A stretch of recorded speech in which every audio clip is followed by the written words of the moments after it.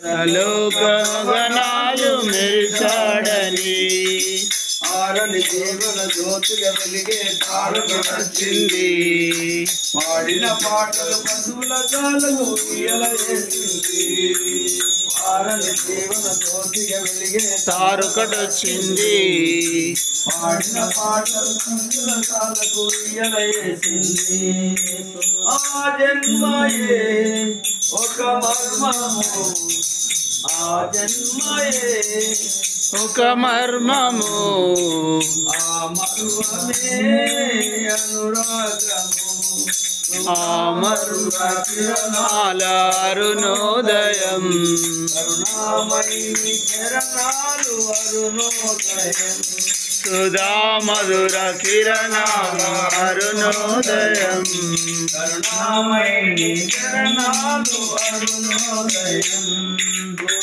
మధుర కిరణాల అరుణోదయం, కరుణామయి కిరణాలు అరుణోదయం. హల్లెలూయా. పాడరా, నేను ఇప్పుడు వాళ్ళలేదు. సరే ఏమనుకోవద్దు. స్తోత్రం. తప్పులేదు. హల్లెలూయా. హల్లెలూయా.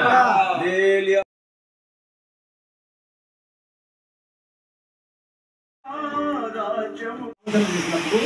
మహోన్నతులనగా యేసు ప్రభువుకి వస్తారు.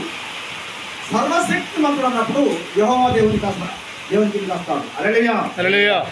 ఇక్కడ మహోన్నతుని సాటు లేకపోతే సర్వశక్తిమంతుని దగ్గరికి నువ్వు చేరలేవు. హల్లెలూయా. హల్లెలూయా. ఆయనను సాటు చేసుకున్నప్పుడే మనం చేరగలుగుతాం. కానీ మనం అనుకుంటాము మన యొక్క సంత తెలివితోనే, మన సంత భక్తితోని నేను చేరగలుగుతానంటే నువ్వు చేరలేవు దేవుని సన్నిధికి. హల్లెలూయా. హల్లెలూయా. కాబట్టి ఇక్కడ ఆయన అంటున్నాడు, నేను ఎవరి గురించి చెప్తున్నాడు ఆయన? నేను యెహోవా గురించి చెప్పుచున్నాను. చదవే. యెహోవాను గురించి చెప్పుచున్నాను. నేను యెహోవాను గురించి చెప్తున్నాను. ఆయన నాకు ఆశ్రయము, ఆయనే నాకు ఆశ్రయము, నా కోట, నేను నమ్ముకున్న దేవుడని నేను యెహోవాను గురించి చెప్తున్నాను. హల్లెలూయా. హల్లెలూయా. ఎన్ని పేర్లు పెట్టాడు? నా కోట, నా ఆశ్రయము, నేను నమ్ముకున్నది, నా నమ్ముకున్న దేవుడు. మనం ఎవరి మీద ఉన్నది నమ్మకము అని అంటే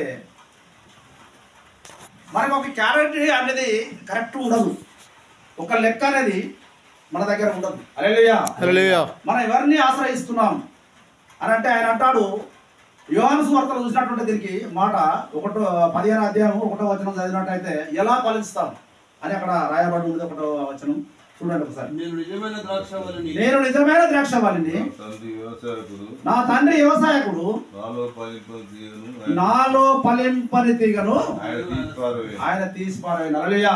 హల్లెలూయా. మనం ఎవరి దగ్గర ఫలించాలి? దేవుని దగ్గర. దేవుని దగ్గర ఫలించాలంటే సాటుకి వెళ్ళాలి. ఒక సాటు కావాలి మనకు, అవునా కాదా? ఒక ఆధారం ఉండాలి. ఏ నామమున మనం వెళ్తాం? ఆయన అన్నాడు, నా నామమున తప్ప ఏ నామమున మీరు తండ్రి యొద్దకు చేరలేరు. హల్లెలూయా. హల్లెలూయా. ఏ నామం అంటే యేసయ్య నామమున వెళ్ళాలి. హల్లెలూయా. హల్లెలూయా. మరి వెళ్ళాలంటే ఇక్కడ అంటున్నాడు, ఇక్కడికి వెళ్ళి మనం 3వ వచనం చూస్తే ఈయన ఎవరంటే వర్తమానికుడు. హల్లెలూయా. హల్లెలూయా. పెట్టుకోవాలి. 3వ వచనం చూసి చెప్పడం ఆయన ఎవరు? వర్తమానికుడు చెప్తున్నా. 3వ వచనం చదవయ్యా. వేటకాని ఊరిలో నుండి ఆయన నన్ను విడిపించును, నాశనకరమైన తెగులు రాకుండా నిన్ను రక్షించును. హల్లెలూయా. హల్లెలూయా. వేటకాడు ఒకడు ఉన్నాడు. వాడెవడు? సాతానుడు, అబద్ధికుడు, గురుకులు విత్తువాడు, దొంగ, దోసుకొనివాడు, అబద్ధమైన జనకుడు. వానికి అనేక పేర్లు ఉన్నాయి. హల్లెలూయా. హల్లెలూయా. నువ్వు విత్తనాన్ని ఇక్కడ నరసయ్య గారు ఎన్నో విత్తనాలు విత్తున్నాడు. హల్లెలూయా. హల్లెలూయా. కానీ వాడు ఏం చెప్తున్నాడు? ఎత్తుకొని పోతున్నాడు. హల్లెలూయా. హల్లెలూయా. అయితే బహుబలంగా వాడిని బలవంతుని బంధించినప్పుడు ఏమైంది? అందరూ వస్తారు. హల్లెలూయా. హల్లెలూయా. అయితే ఆయన బంధించాలంటే ఏమంటే మనకు మోకాళ్ళ ప్రార్థన కావాలి. హల్లెలూయా. హల్లెలూయా. మోకాళ్ళ అనుభవం లేకపోతే వాడిని బంధించలేం. మనం ఏమైతామంటే వాడే మన మీద సారీ చేస్తాడు. హల్లెలూయా. హల్లెలూయా. వేట కాని ఊరుంది, వాడు ఒక ఊరి పెడతాడు. ఇక్కడ నీకు ఒక ఆశ చూపెడతాడు. బంగారం చూపెట్టవచ్చు, వెండి చూపెట్టవచ్చు, వజ్రాలు చూపెట్టవచ్చు, ధన వ్యాయామం చూపెడతాడు. అవసరమైతే నీ మాటలో ఒక స్త్రీని చూపిస్తాడు. సూచిస్తాడు. హల్లెలూయా. అక్కడ నువ్వు పడిపోతావు. వేటకాని ఉరి. హల్లెలూయా. నాశనకరమైన తెగులు. అప్పుడు ఏమైందట? ఏమైందయ్యా? కింద వేటకాని ఊరిలో నుండి ఆయన నన్ను వేటకాని ఉరి నుండి ఆయన నిన్ను విడిపించును. నాశనకరమైన తెగులు రాకుండా నిన్ను రక్షించును. హల్లెలూయా. నాశనకరమైన తెగులు రావద్దంటే నువ్వు ఎప్పుడైతే మహోన్నతుని సాటుకి వెళ్ళిపోతావో అప్పుడు నాశనకరమైన తెగులు నీ కుటుంబాన్ని కానీ, నీ పిల్లల పక్షంగా కానీ, నీ సంఘం పక్షంగా కానీ రాదు. హల్లెలూయా. ఆయన అంటున్నాడు. హల్లెలూయా. ఆయన ఏమై ఉన్నాడు? సత్యమును కేడమును డాలనై ఉన్నది. ఉన్నాడు. హల్లెలూయా. ఆయన సత్యము. ఆయన ఎవరట? సత్యము, మార్గము, జీవమునై ఉన్నాను అన్నాడు. హల్లెలూయా. మరి నేను తప్ప మరి ఏ దేవుడు ఈ లోకంలో లేడు. ఈ నామము మనం చూసినప్పుడు మరి ఆయన అనుకుంటున్నాడు, నామం ఏ నామం? రాత్రి వేళ కలుగు భయమునకైనను నువ్వు భయపడకుందు.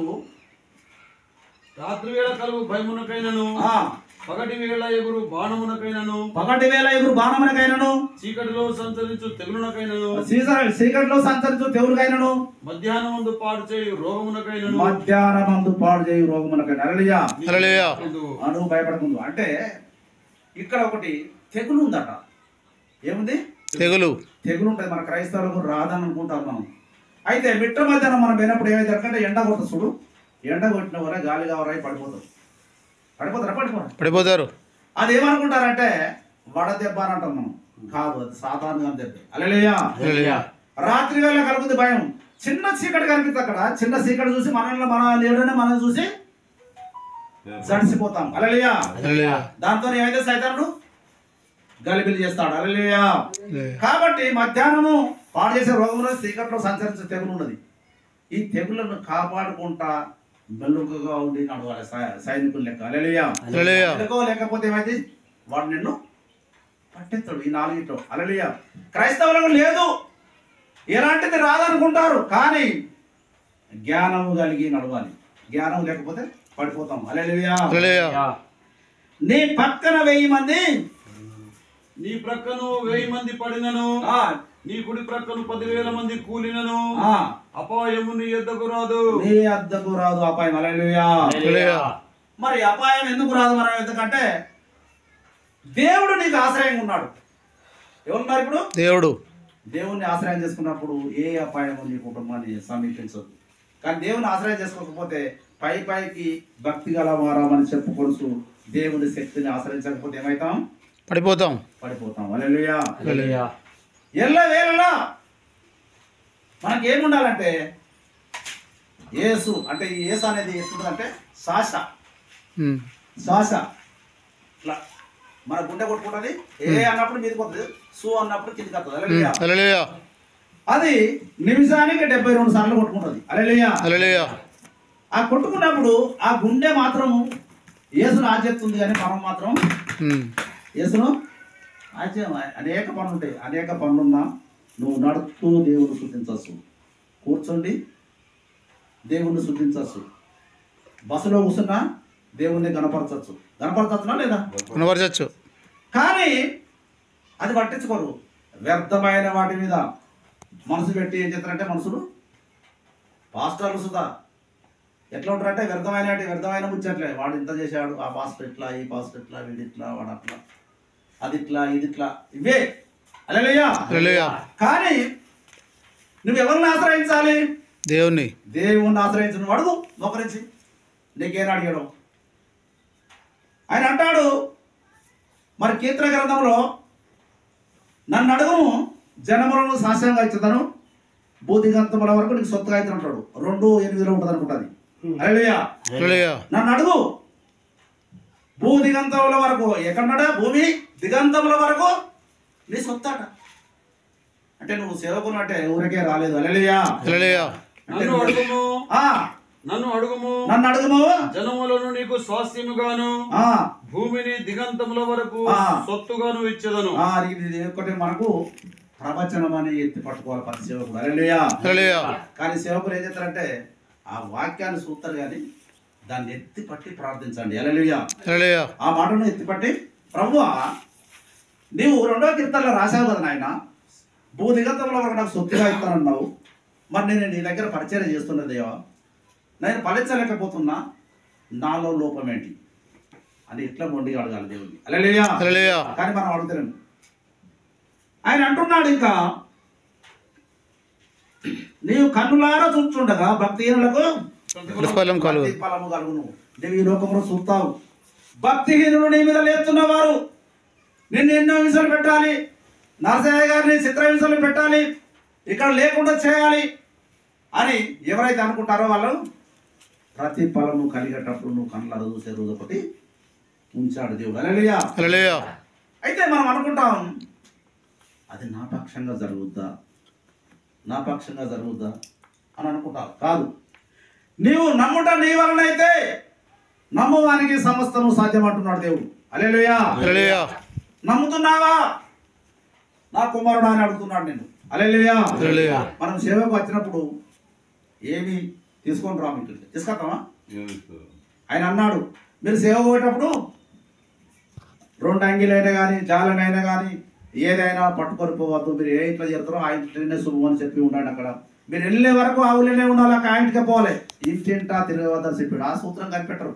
ఎక్కడ ఇంటింటి కురుకుతారో, ఎవరు కానికి ఇస్తారో, ఎవరు డబ్బులు ఇస్తారో, ఇంటింటి కురుకుతారు సేవకు వాళ్ళు ఎత్తే. హల్లెలూయా.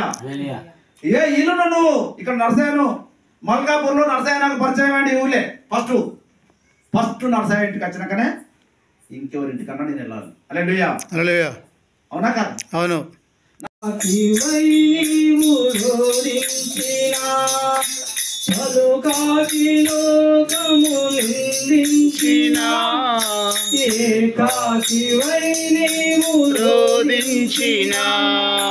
అవమాన పర్వాలు ముగిసేనులే, ఆనంద గీతాలు పాడేవులే.